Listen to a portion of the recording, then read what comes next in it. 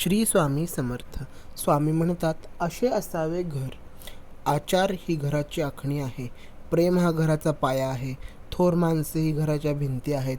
सुख हे घराचे छत आहे. जिव्हाळा हा घराचा कळस आहे.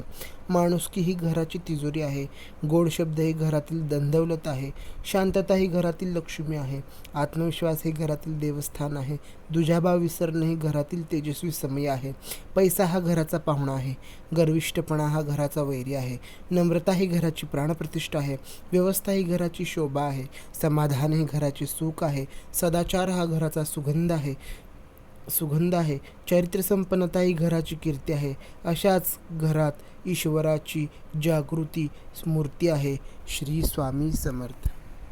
असे स्वामी विचार पाहण्यासाठी आपल्या चॅनलला सबस्क्राईब करा, शेअर करा, लाईक करा. नवीन असाल तर सबस्क्राईब करा. थँक्यू. श्री स्वामी समर्थ.